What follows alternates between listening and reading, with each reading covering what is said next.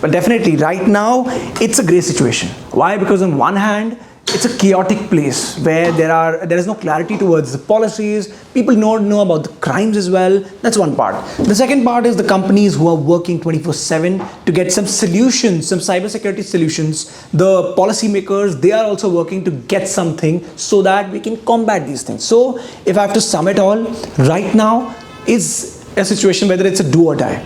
Either today we can collaborate in terms of the nation states, the policymakers, individuals and different companies. If all these four entities can collaborate together, then definitely we have a bright future ahead.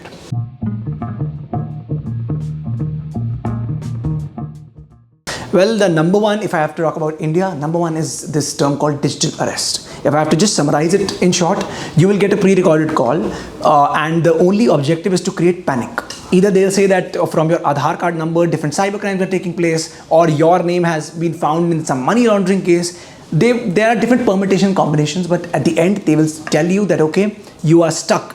Your call will be transferred to a so-called police guy. The person will be dressed in a police attire with the background as if that person is sitting in a police station. That person will torture you. A proper interrogation is there for more than 1.5 hours, and you're traumatized. After that, they tell you that you are digitally arrested. So for 24 hours to 48 hours to 72 hours as well. We have seen cases where people are arrested, they're traumatized, and once they are drained out, they are asked for money with different kinds of excuses. So this digital arrest is a huge problem these days. Number two is obviously AI, the byproducts of AI. For example, deepfakes, voice cloning. These two things have been used immensely in the couple of months back when we saw elections, right?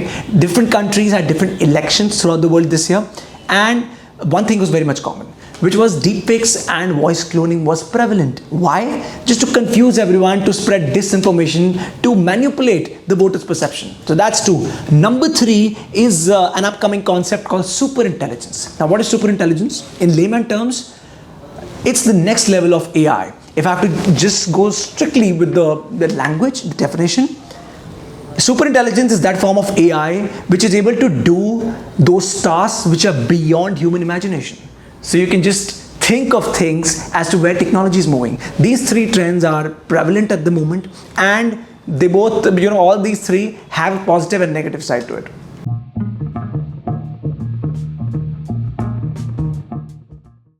Unfortunately, if I have to talk about the IT Act 2000, it is not adequate at the moment, but fortunately the policymakers realize this aspect. That's why they have come up with two things. Number one is the Digital Data Protection Act that came up last year. This is this has been brought because as a country we are the most populous nation in the world, and the whole world is betting upon us. Big companies are investing in India, right? Therefore, data usage, data consumption and data protection is of a huge importance. Therefore, this law is there. Second is the Digital India Act. It's not out yet. We are expecting that law to come up in the next couple of months. That Digital India Act will cover all those aspects which have not been covered in the IT Act.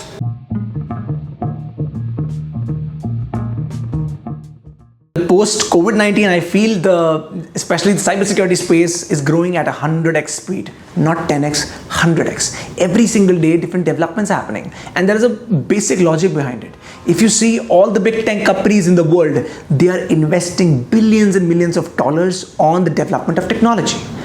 Because if money is getting invested, definitely developments are bound to happen. But there is a point that has to be noted, which is that with development, regular policies and frameworks have to be there in place. It's, if development is going there and we don't have any laws, regulations, then these developments, these technologies can be easily misused. That's why a perfect balance is required between the development of technology and the regulatory policies.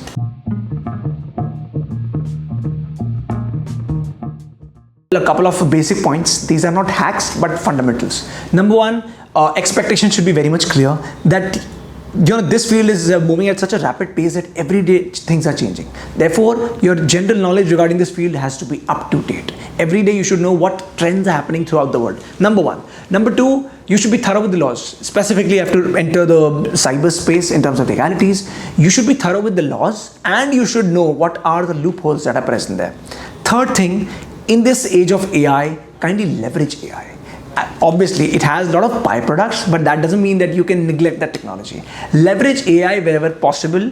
You should have a smart usage of AI. And fourth, which is the most important, is that try to come up with your own hypothesis, your own points as to where things are lacking and what things can be developed. Because see, in today's times, fortunately, let's say for example a law, whenever a law is out there, at least 3 to 5 months are given for the general public so that their comments can be heard. So if you have some useful inputs, you can actually help the regulatory departments to have that input and incorporate that in the respective law. Therefore, these 4 points become extremely crucial.